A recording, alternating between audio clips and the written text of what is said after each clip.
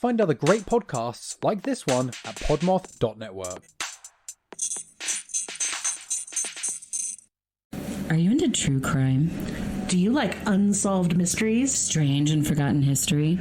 Bizarre alien abductions and classified science experiments? Then check out Cruelty Podcast. We're your hosts, Willow Ahava, along with my best friend and next door neighbor, Lillian Asterius, and my husband, Merriweather Asterius. Maris, say hi. Hello. Maris, short for Merriweather, and I host Maris Mondays as a bonus episode each week to start your Monday with something strange and unusual. While the rest of the week, Lillian and I present a true crime case under a monthly theme and feature known and not so known cases. We've done everything from Vampire Month to honeymoon murders to cannibal killers. Cruelty Podcast is an independent podcast made possible by our Patreon members. If you would like ad-free listening plus additional episodes and perks, find Cruelty Podcast at patreon.com/cruelty. Whoa, that's 4 whole episodes a week. Linktree/Cruelty has links to all our social media accounts as well as our Discord channel. Cruelty Podcast is a member of the Podmoth Network.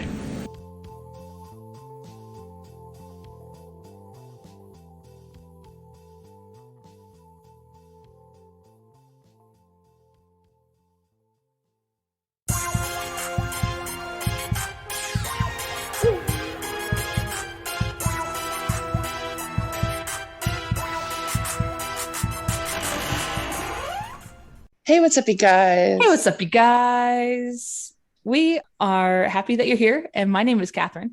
And I'm Hayley. And we are Saturdays for the Ghouls, a Podmoth podcast. I'm very excited to say that we have another guest with us today. You want to introduce yourself? Me? Hi, I'm the guest. I'm Michael Colby. I'm from the also Podmoth podcast, Jack Billings Presents Haunted Apartment Complex.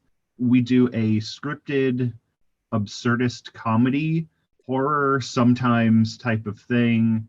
I play a ghost. Our main character is married to a werewolf. We got vampires. We got Frankensteins. Yeah, we have a very strange world. And then sometimes we have OnlyFans girls / strip club DJs / accountants, yes, played by someone you might know. That's me. I'm Chug Nasty. Chug Nasty, the one and only Chug Nasty, played by Hayley. Jesus, I'm looking at the name Hayley. Played by your very own Kathryn. Yes. For Saturdays or for the Ghouls. Sorry, guys. It's the better half, not me. Her name is just up in front and centered on the screen. Yeah, I just looked up at my screen and it just said Hayley, and I was like confused. It's okay. I honestly, while I'm editing, I confuse me and Hayley all the time. So we're pretty much interchangeable at this point. I do listen to your guys' show, and sometimes I'm like, I have no idea who's talking right now. We share brain cell and honestly, all the other mannerisms that come along with that. So we are kind of the same person. True. But yeah, I totally had fun guesting on the Jack Billings Present Haunted Apartment Complex. So you should check that out if you want to hear me be an accountant or, an accountant. What did you say? A female fuckboy? Yeah. Female fuckboy. That was my only direction, was TikTok fuckboy. Yeah. But as a lady TikTok fuckboy. Yeah. And I ran with it. And you did a great job. That episode, by the way, is called The Answer to Mr. Billings' Riddle is Moit. Yeah. And you'll understand it if you listen to the podcast. So go listen to the episode. Go listen to the episode and then all of the other episodes, because if you listen to just that episode, nothing is going to make any sense. It won't make sense if you listen to just mine. So you're going to have to listen to all of them. So yeah, that was really fun. And so he's coming to join us to talk about a movie. And Hayley, what movie are we talking about today? We are talking about the cult classic, Tucker and Dale versus Evil. Woo! Yes. This was also chosen by Michael so that he had a say in what movie we did. We gave him a few options and he was very excited about this one. So we watched it. I have been typecast as the horror comedy guy, which is fine. But this movie, I saw this not long after it came out. And then I really liked it. And then I watched it a second time for this. And I was like, oh, this is still really good. I really enjoyed myself, but it wasn't like the same as the first time. Mm-hmm. And then I watched it again yesterday and I noticed like a lot of stuff. And I was like, wow, this is like way better than I even thought it was the first time. Right. And then something stuck out as very bad and out of place. And we'll get to that much later in this episode. Okay. I'm very curious now. Yeah, I'm very curious about that too. But he's leaving us on a cliffhanger. That's great. Oh. Well, I want people to listen to the entire episode. Yes, that's perfect. We and Hayley have never seen it until we watched it for this podcast. So we've only seen it once, and it's fresh eyes to a movie that's been out for a little bit. But I'd say we both enjoyed it, right? Oh, yeah. Yeah, it was great. Hayley, you want to take us away on a little bit about the movie? Let's see. So it came out originally January 22nd in 2010 at Sundance. It did actually win some awards for it. I believe even the actor who plays Dale, he did get a award for best male performance, which he well deserves. Since it did really well at Sundance, though, they gave it a limited theater release September 30th, 2011. And do you want to guess what the budget was for this, Kathryn and Michael? I know the budget by accident. Sorry. Oh. I know that like ruins the whole thing, but it was an accident. I saw it and I didn't forget it either. So that's crazy. Wow. I can't imagine. I mean, it had to be pretty low because we have like Alan Tudyk, who's like a reasonably big star. And then Tyler Labine, who should be a bigger star, but isn't. And then a bunch of people I've never seen. Right. So I'm going to guess 1.8 million. I like your evidence to get to that answer. Yes. Show your work. But it's actually, the budget was $5 million. Wow. Okay. Kathryn, did you spoil how much it made? I don't remember how much it made. All I know is that I know too much though. So let's see if Michael can guess how much he thinks it made now that he knows it cost $5 million. Okay, it cost $5 million. It's better than any Marvel movie I've ever seen. So I'm gonna say it grossed $2.5 billion. Oh my God. I wish it did. That would have been great. I actually have no idea, but I do hope it made some money at least. Yeah, it at least made the budget back. It made between $5 and $5.3 million. Okay. So. And I think that's just box office, right? Not like sales after. Right. So it's broken down a little bit, which it kind of didn't make sense, but it says opening weekend, 52,843 in the 30 theaters that they released it to. And in the US, it made 223,838, and then another 5 million outside the US, which I was like, that makes no sense. But there you go. When they mean like outside the US, because I feel like it was mainly like a Canadian release. Oh, it was definitely filmed and everything in Canada. This is like peak Canada type thing. Mm-hmm. There's a thing in movies where you can tell like certain actors and like settings and like budgets where you're like, oh, this is a Canadian movie. Right. And Alan Tudyk is one of those guys.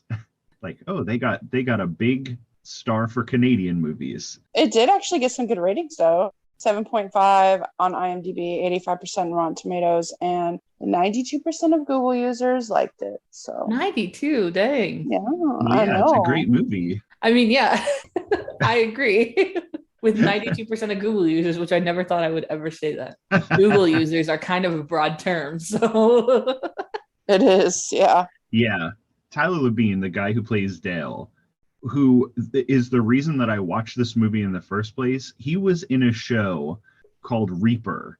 I don't know if you guys ever heard of this. Yeah. It was, I don't even remember exactly when Reaper was like on the air, but he played the friend of a guy who was like the devil's son, who had to be a grim reaper and like had to take souls to like the afterworld or something. Yeah. And Ray Wise played the devil, and it was like a great show. And if you've never seen Reaper, you should watch Reaper. That's like a weird fever dream, like remembering that Reaper was ever a show. Like I do remember watching that though. Yeah, every time I see Tyler Labine, I'm always like, I remember, you know, where I saw him from. He played a character named Sock, which was like, I think there was something in the water in like between 2010 to like, or 2002 to like 2012. Mm-hmm. Where people were just doing all sorts of crazy stuff. Like I noticed it with horror movies, television, cartoons especially. Yeah.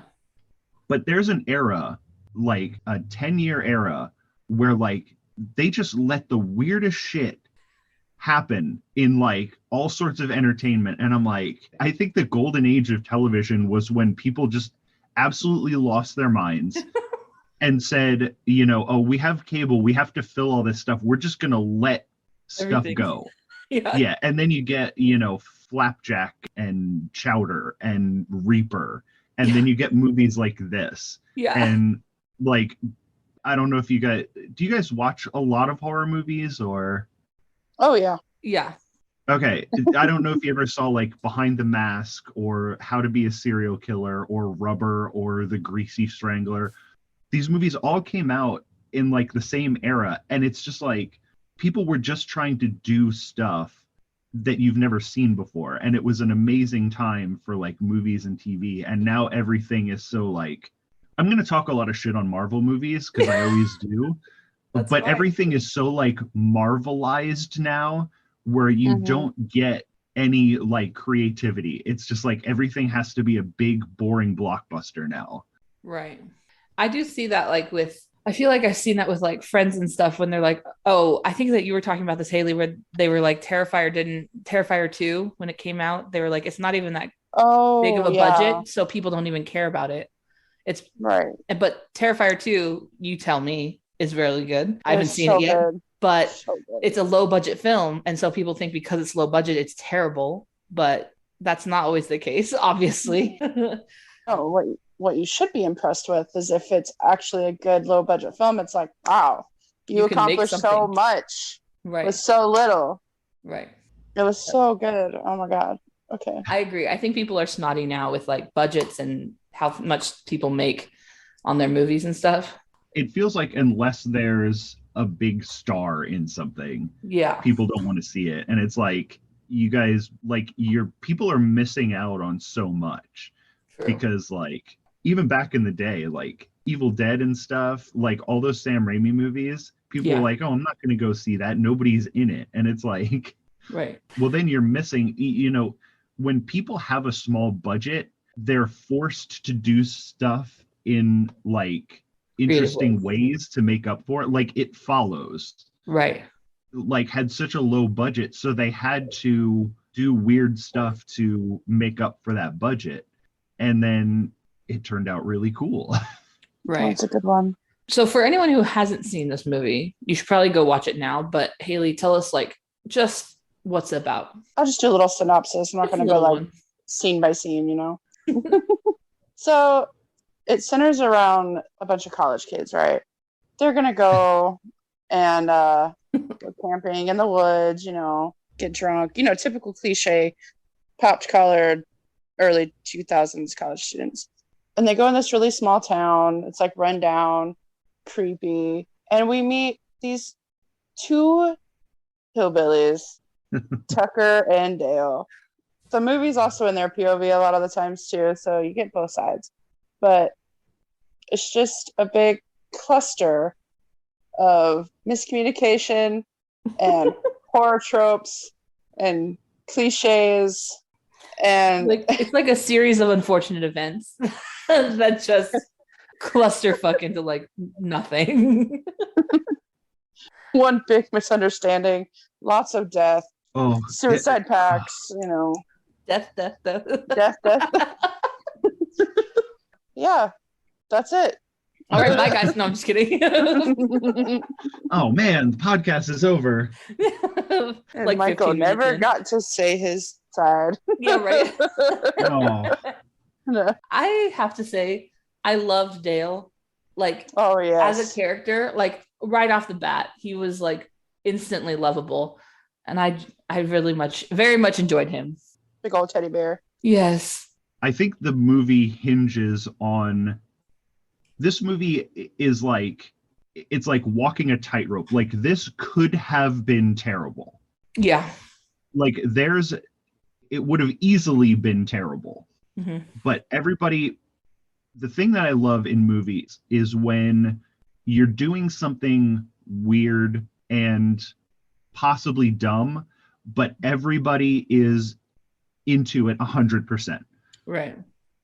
Like, in a world where the one actor in this movie wasn't going for it 100%, it would have taken all the air out of this movie. But everybody from Tucker and Dale to, the guy at, when they're at the like gas station, like the guy behind the counter, the cop, all of the college kids, they're all doing their thing exactly how they need to do it to like, oh, this is, everybody's into this and it's so good. And one person not doing that, one person phoning it in would have completely like derailed taken all the, it would have just taken you out of this movie. Right. Mm-hmm. That's true. You could tell they had a fun time and like they wanted to do this. Right. Oh yeah. They wanted to tell the story in a really fun way. The thing that I really noticed about it the third time was Tucker, Alan Tudyk's character, like his comic timing was so spot on. Like his reactions to stuff that Dale did, like I was laughing out loud at some of the stuff that he was saying. Did we want to talk about the kills and stuff? Let's talk about the kills. Yeah. I mean, they're technically deaths. True. That's true. What was your favorite main death? One was an accidental kill. Yeah. What was your favorite kill? Either one. Eeny, meeny, miny, mo. Oh, God. I have two favorite kills. Okay. Both for different reasons. Uh-huh. Obviously, when the kid jumps into the wood chipper. Yeah. Mm-hmm. And it's not for the death. I've seen wood chipper deaths a million times in movies. This one's a fine one, but this is a Tucker moment. Yeah. Because this kid jumps into the wood chipper and he's struggling to try to pull him out. Yeah. And then the wood chipper like stops because it gets clogged up. And then he just kind of sits there for a second. And then he looks down and he goes, "Are you okay?" Yeah. And I was laughing my ass off. Just his timing is perfect in that moment. And then for cinematography reasons, the first death when Tucker saws into the beehive and then he's running with the chainsaw and you're sort of following him and there's a college kid in the background and then you're following them through the woods and then the college kid gets impaled on a tree branch and you keep following Tucker and the kid just stops and it's like this amazing, because you barely see the actual death, right? But just the way that it's shot is so cool looking. Yeah. And Tucker just basically runs right by him when the kid thinks he's chasing him. Yeah, he's not concerned about this kid at all. No, he's just trying not to get stung anymore. Yeah, he's getting stung in the face by the worst CGI bees you'll ever see. Yeah. Let's see. Yeah, the wood chipper one is, I would say, definitely a top. That was funny because again, Tucker has a lot of like one-liner, just what you were saying, Michael, like perfect timing jokes. Like I laughed at that part too, because I was like, wow. And then anytime with that body, like even after when they're like dragging him out and then the sheriff pulls up and then Dale's just standing there holding one leg and then Tucker because when they pull it out and Dale falls down and then Tucker's just pulling the body over top of him and he's like, no, not my face. Oh god, yeah, that was funny. It's so good. Oh jeez. Another one, the kid that gets set on fire and sets like the cabin on fire too. Oh, and the dumb girl throws like moonshine or something on it. Yes. Again, just a series of unfortunate events for these. Yeah, when the girl gets the weed whacker to the face, oh, you don't really see anything, but later on she grabs Chad by the ankle and you can see like skull under like where she got weed whacked in the face. And I was like, I think that's more effective than if they would have just like close up on it happening. Yeah. Because you see it happening, but then later when you see that she's still alive and like the skull is just exposed, it makes it so much nastier. Yeah. Mm-hmm. It's more of a like, oh god. I think that one of the underrated kills was the safety when he turned off the safety and shot himself in the face. Yes. That's underrated, but it was really funny because he like he pointed it at Dale and Tucker and Dale's like, you have to turn the safety off on the side of the gun. And Tucker's like, don't tell him that. Like, what the hell? Yeah. And then again, that perfect comedy timing from Alan Tudyk, like when he says, oh, you have to turn the safety off, like he looks at him like, what are you doing? Right. And then after he gets shot in the face, he goes, you have to turn the safety off on the side of the gun. Oh, he's so funny. Oh, he's so fucking funny in this movie. Oh jeez. So eventually later in the movie, these college kids who by this moment they think that like Tucker and Dale are these psycho hillbillies like after them, right? So Chad, because of course his name's fucking Chad. Yeah, of course it is. I was telling Kathryn, I was like, he looks like a Chad. Yeah, he really does. And he was another one who like went 100% in on that character. And I have no idea who this guy is, so I don't know if he's good in anything else. But like to play that character the way he did was like, yeah, that's what he had to do. Because they do a thing in horror movies where like they sort of make the victims unlikable, which is good because then, you know, when they get killed, whatever. But, you know, to go over the top like that to make him the actual villain, and he never plays anything besides the villain in this movie. It's not like a turn when he turns. You hate him from the beginning. Right. Yeah. From the first time he like tries to force himself on Allie, you're like, oh, this guy sucks. Yeah, this guy is dumb. He's a dick. I would like to see probably more of his stuff. The only other thing that because he did look familiar, he plays a small role in Final Destination 3. And he's the boyfriend of the main character that dies in the roller coaster accident. Okay. Have you seen that movie? Yeah, I mean, I've seen all the Final Destinations. The only one I really remember was, I think it's 5, the one that's called The Final Destination, where they're at the NASCAR race.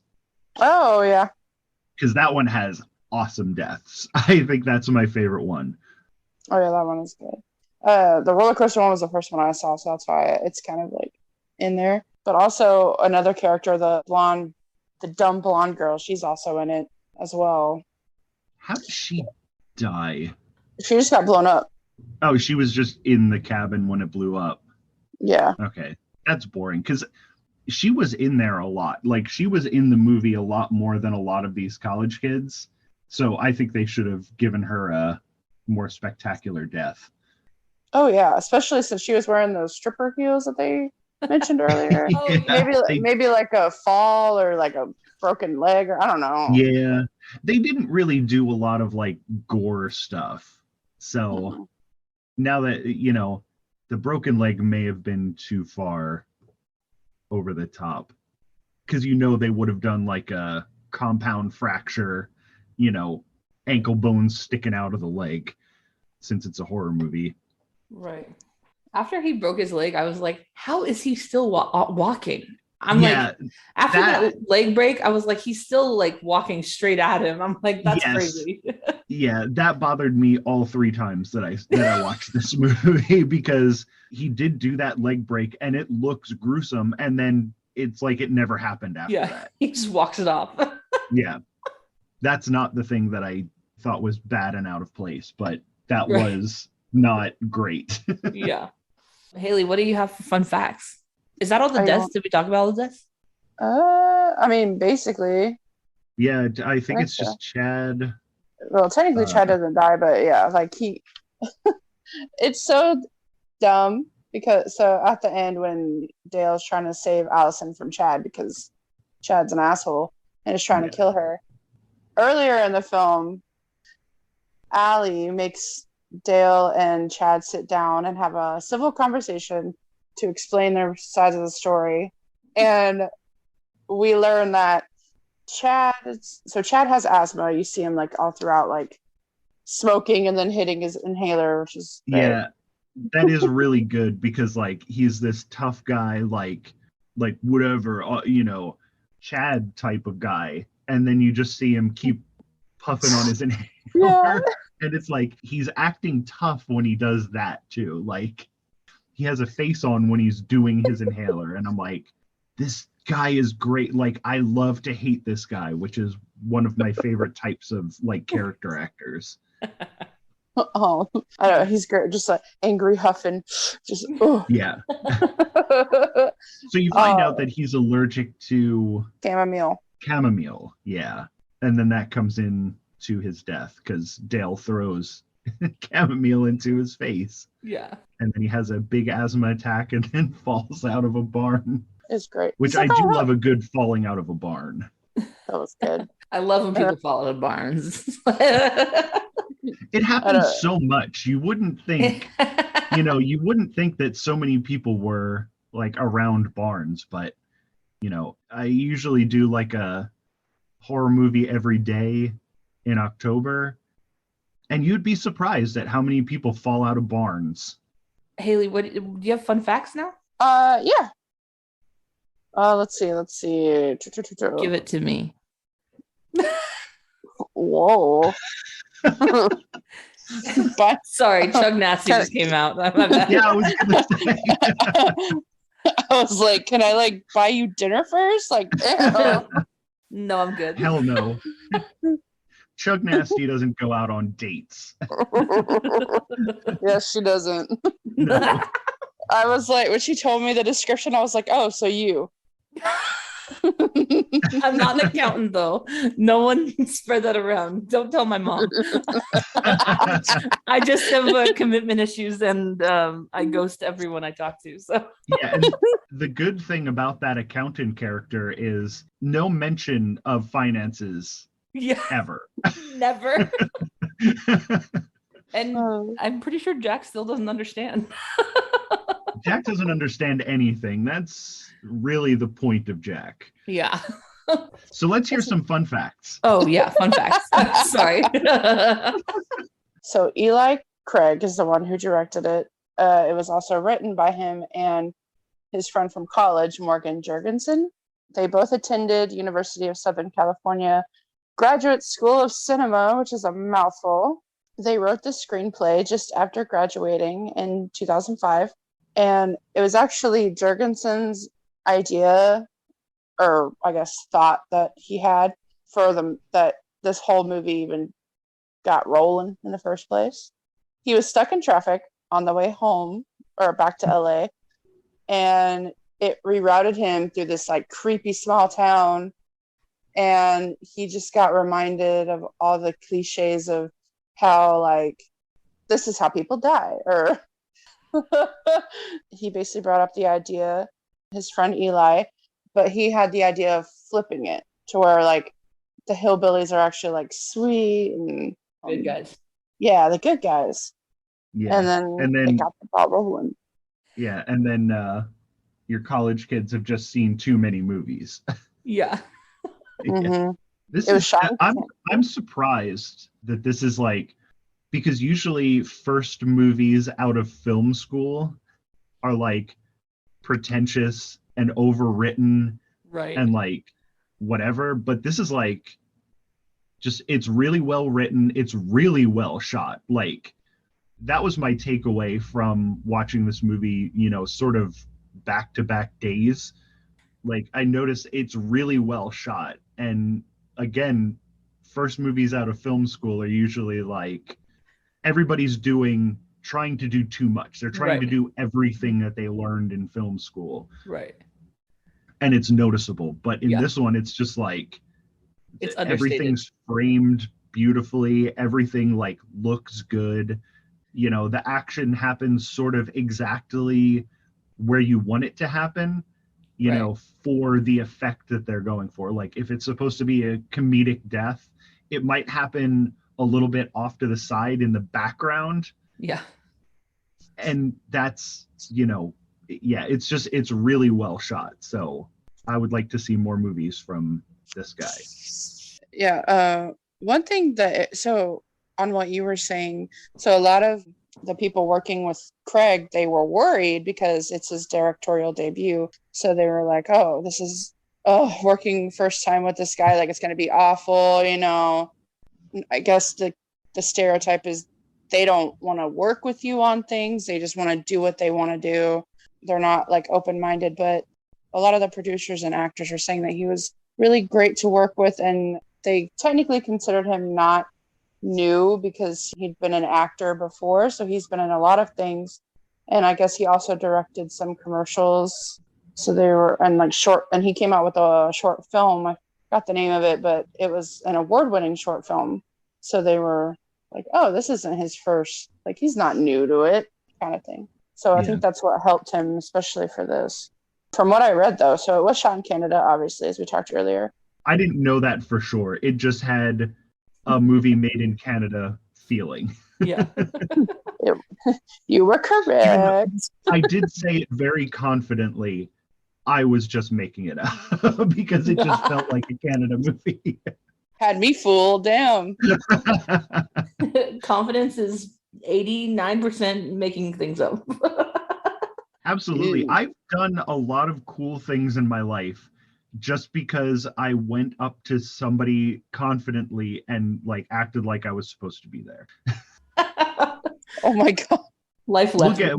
We can get into that some other time, but just for the younger listeners, you can do all sorts of borderline illegal and very cool things if you just like go up to somebody and be like, oh yeah, I'm supposed to be here. And for the most part, they'll let you in. So do some crimes.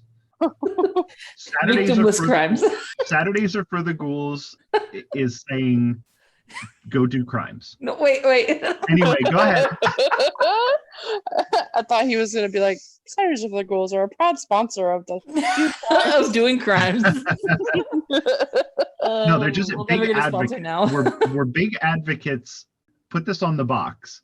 Saturdays are for the Ghouls are big advocates for crime. Now go ahead.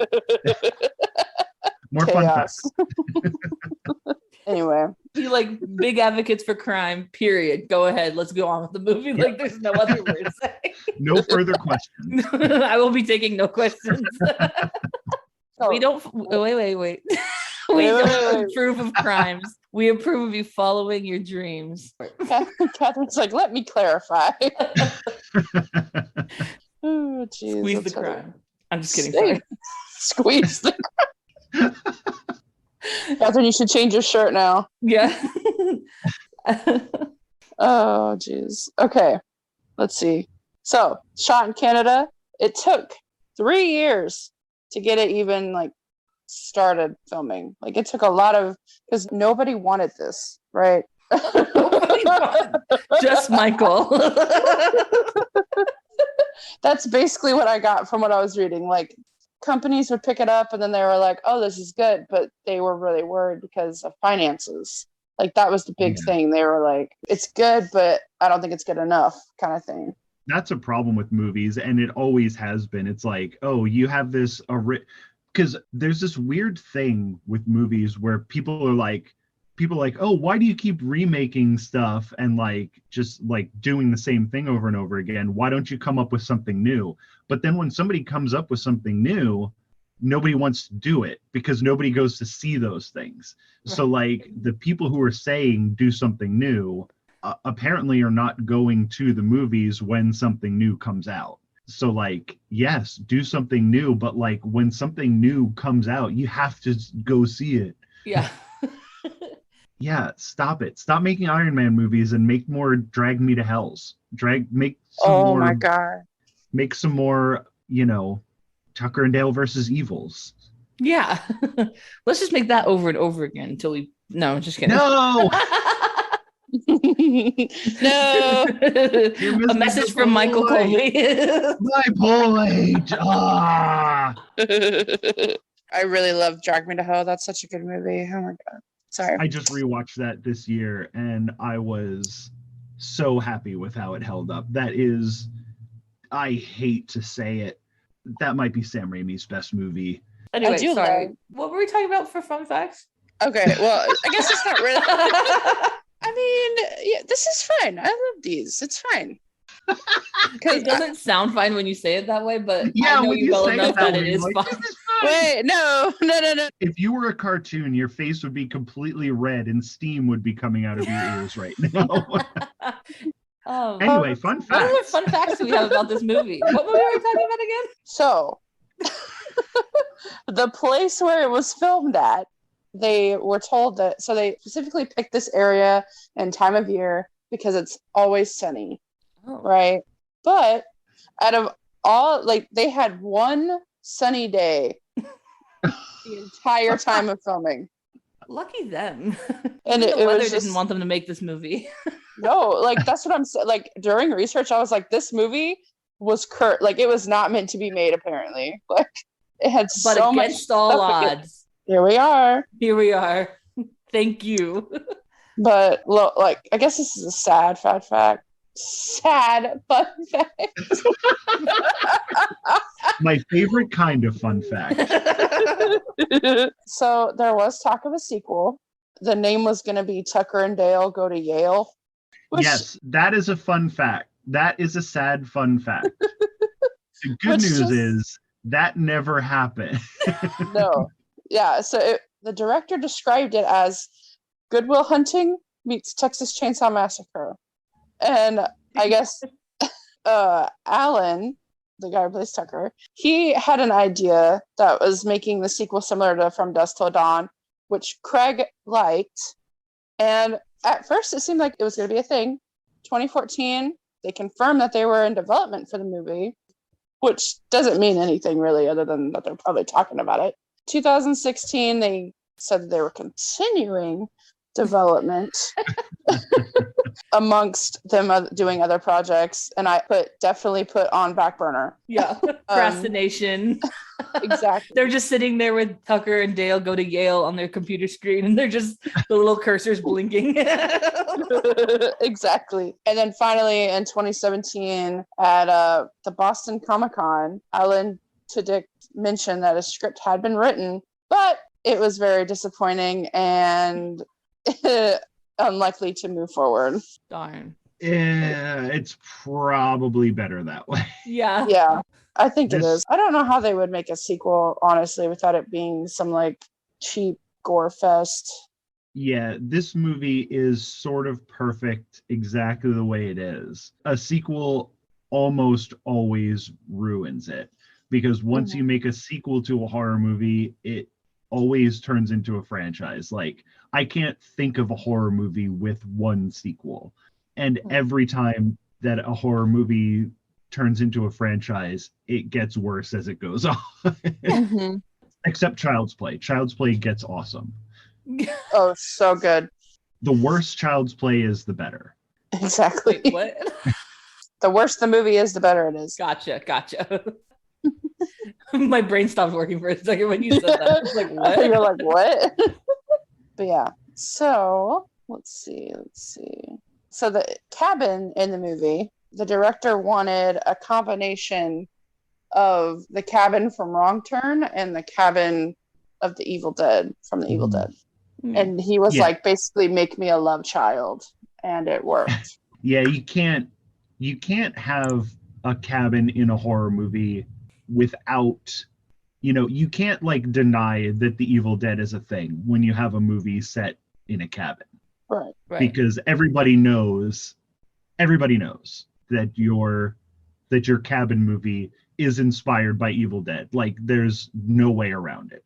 So to lean into it is the right way to go. Exactly. When Tucker and Dale are having that, or when Tucker is like, looks like he's dying, and they have this whole heart-to-heart moment about them touching frogs.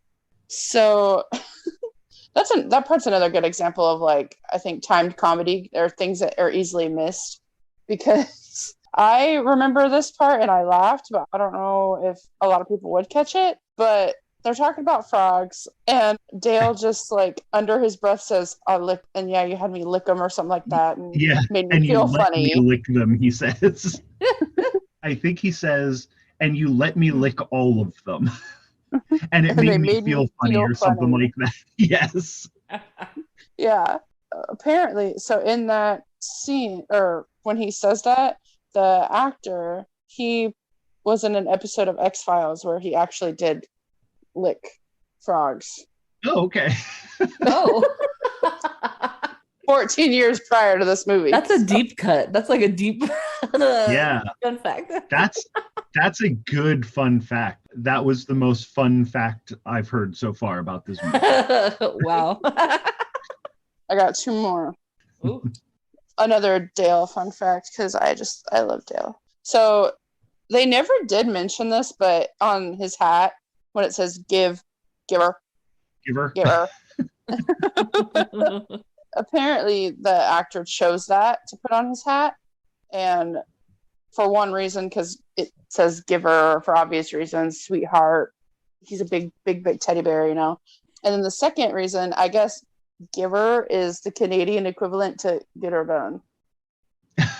Oh. Which I did not know that. Yeah, I didn't know that either. I do want that hat though, even though I don't wear hats.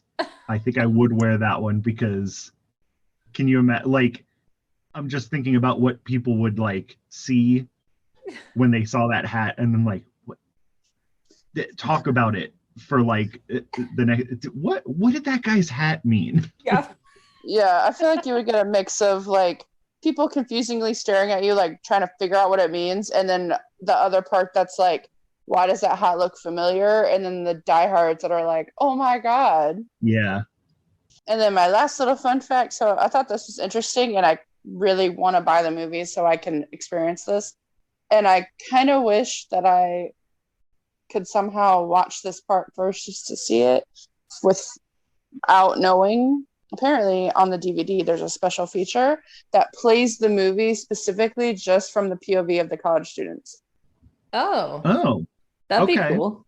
So so it basically makes Tucker and Dale look like the psycho hillbilly killers. But what happens at the end? I don't know.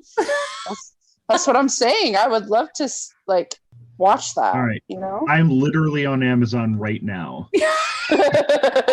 That seems really interesting that they could make it both ways. Right? Okay. Well, I mean, that was all my fun facts. Now, I'm really curious on what is bugging Michael over there. Yeah. Okay. What grinds your gears during this movie, Michael? So here's what grinds my gears about this movie. This entire movie is a movie about a guy who cares a lot about other people. Even from the beginning, before he meets Allie, he thinks she's cute and everything. But when she falls into the river, he's just thinking about her safety. Like he's trying to get her into safety. And then like he gives her the pancakes, and she's like scared, and he's like, oh, you don't like pancakes. This guy just really cares about other people. Mm-hmm. This whole movie it feels a very specific way. At the end of the movie, which I feel like was a reshoot of the original ending, Dale goes into Tucker's hospital room. They attach his fingers, whatever. He has a lady's finger for some reason. I don't know if else lost their fingers during the movie. Did my fingers always look like this? Yeah, which was funny. But then they go to this bowling alley, and there's this weird guy there, and they're bowling. Allie's good at bowling and whatever. Then this weird guy goes over to talk to some lady, and you don't know anything about this weird guy. You don't know anything about the lady that he's trying to talk to. He knocks her out somehow. Dale does not care that he knocks her out, and then he's like dragging her away. And again, Dale doesn't care. And like, what's he doing when he drags her away? It felt off from everything else that was in the movie, and I didn't really notice it until the third time I watched it. Like, what is with this guy? And why have a scene where he knocks a lady out, even if it's by accident, and then he's dragging her away to do what with her? Yeah. It didn't fit in with anything else that happened in the movie. And I'm like, I don't like this. This is making me feel bad that this is in here. Yeah. Why is it here? And it bugged the crap out of me. I can see how that is like out of place for sure. I was definitely focused on Dale and the girl, like, oh yeah, cadoodling and stuff. So like, I was not like focusing on the guy in the background very much, but that whole scenario was kind of like out of place, especially the fact that Dale was like, whatever, I'm gonna kiss this girl. Yeah. And I mean, you could have had that entire scene, but without the background thing, without that other guy, or even with that other guy, but he never went off to talk to the lady. Literally everything else in that scene, and it would have been fine. Yeah. But the fact that this girl that he's trying to talk to gets knocked out, you don't see what happens to her, and then he drags her away, is so not what this movie is. Yeah. And why is it here? I don't like this. Yeah. And I can see that. And like, yes, you are supposed to be focused in on Dale and Allie. That's the cute part. But then why is this happening at all? Right. What are we doing? Why are we doing this? Yeah. I wonder if it's like to show that kind of like all hillbillies are like, all the hillbillies all mean well, but sometimes things just go awry with them. And like, maybe that's why it's like kind of trying to tie in the fact that this is how all hillbillies are. You don't have to be afraid of them. Like, they're just trying to help. But I know like it wasn't that vibe for sure. And when he's dragging her away, he has this big creepy smile on his face. And I hope that that's what it was. Like, oh, this guy is the new Tucker and Dale. Yeah. But then they got the wrong actor to do it, because for sure, like Tyler Labine and Alan Tudyk are like lovable.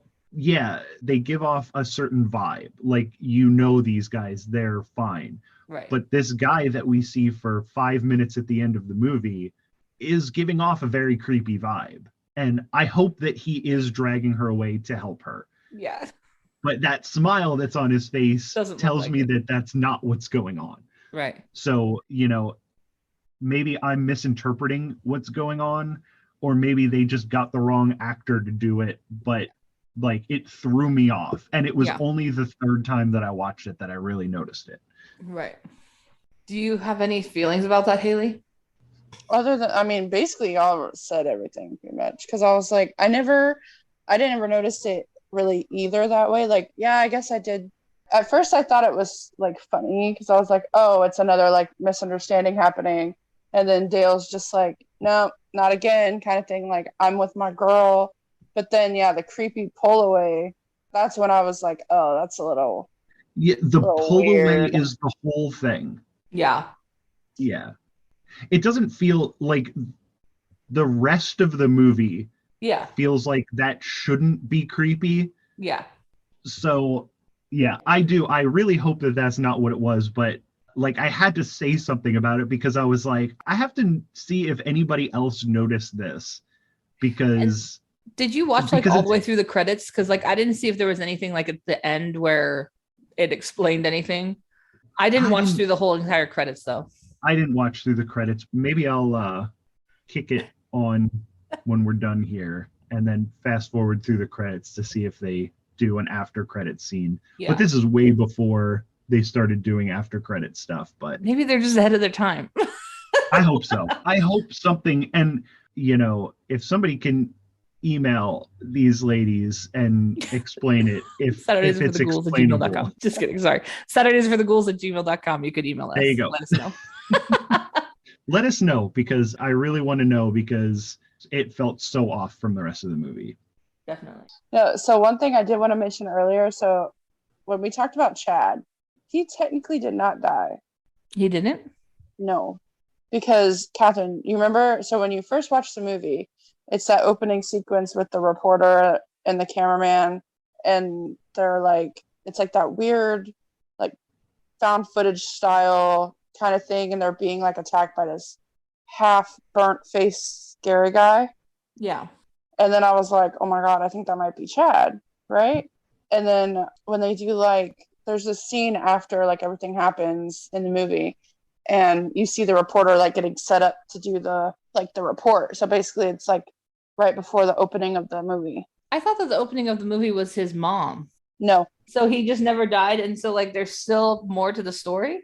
Maybe. That's why I'm like, I guess it's kind of open because fucking Chad's a psycho killer now. Yeah, I also thought that was what happened to his parents, but that could very well be what happens after the movie, which would be very good. Also, some underrated. I mean, it's like a loop.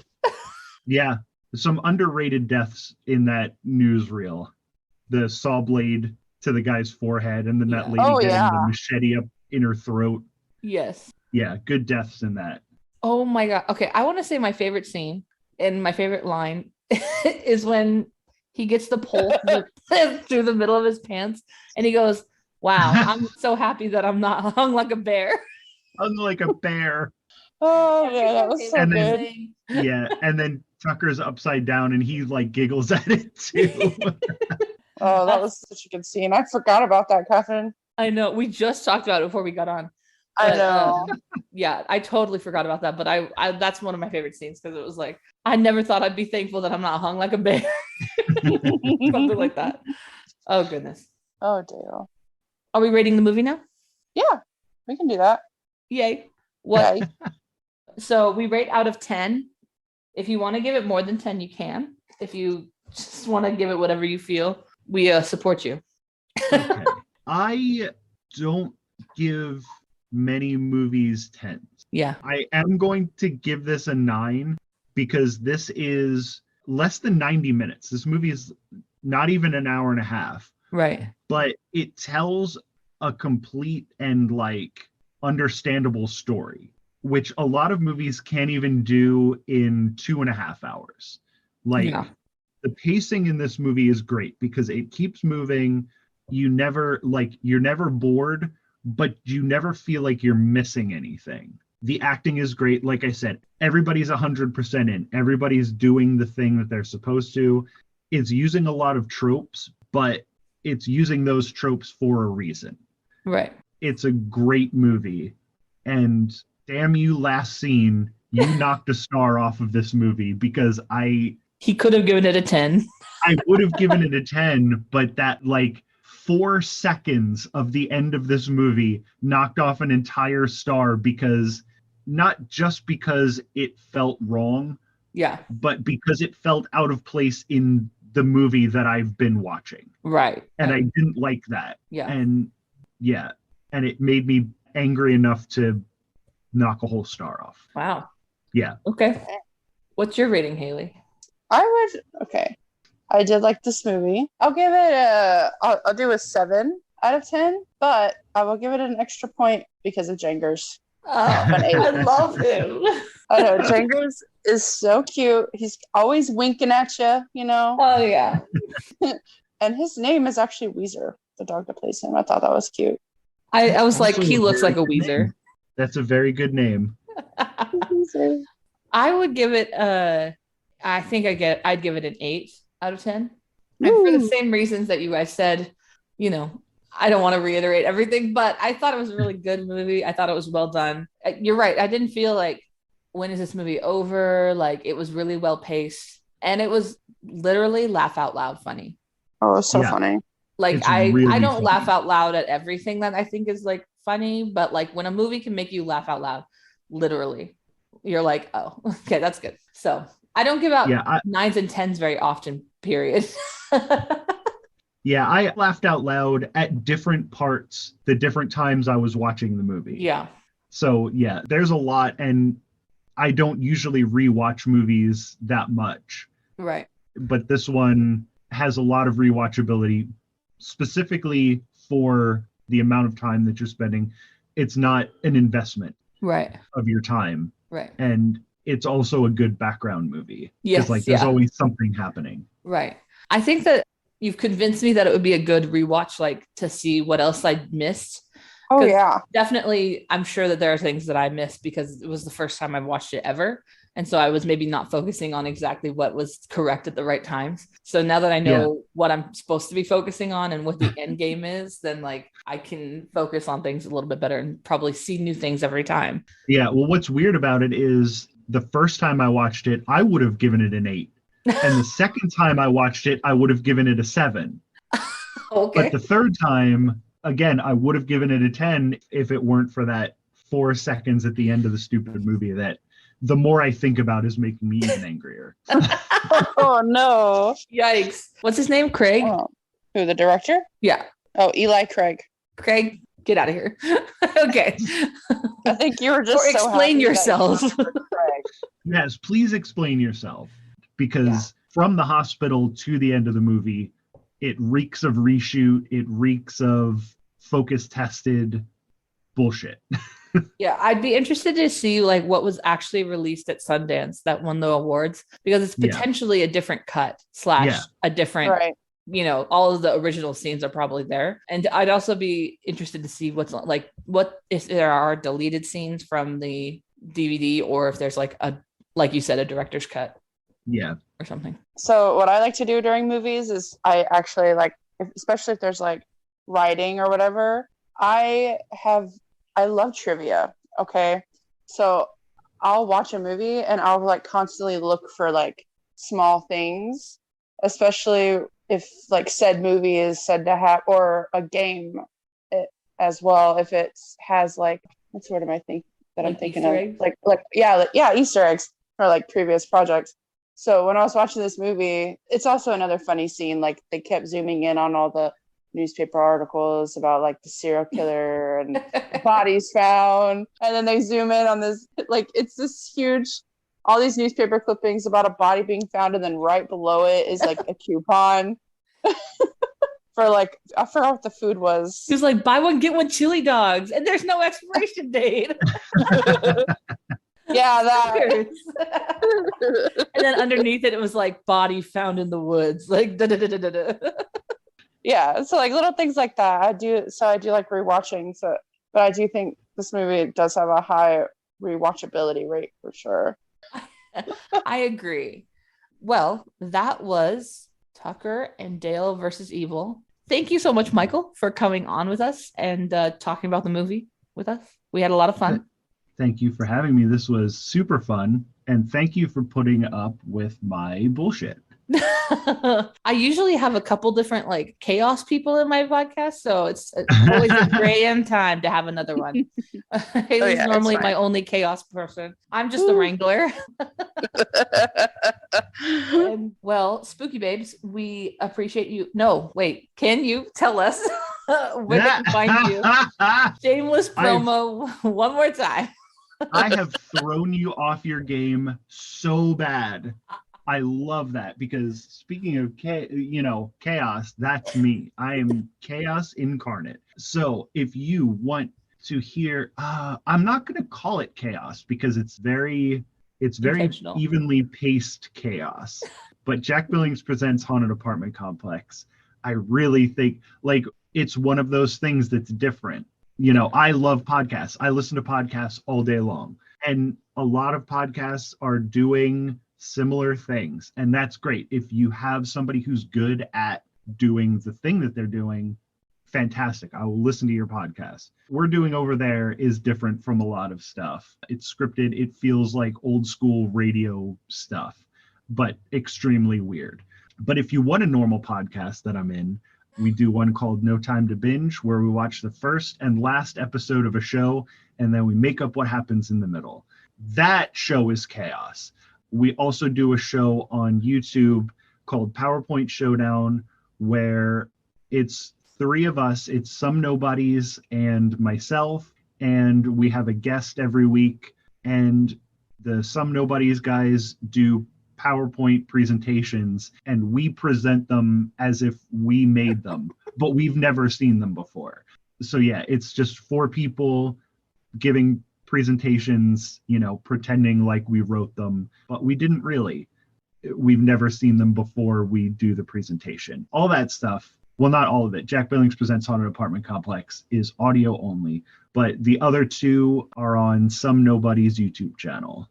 That honestly sounds so fun. Well, thank you. And we will definitely check out his podcast and then the Some Nobody's YouTube channel. And Spooky Babes, we appreciate that you came and hung out with us and squeeze the day, squeeze the crime. And we will see you in your nightmares. From your favorite ghoul friends. Happy Halloween.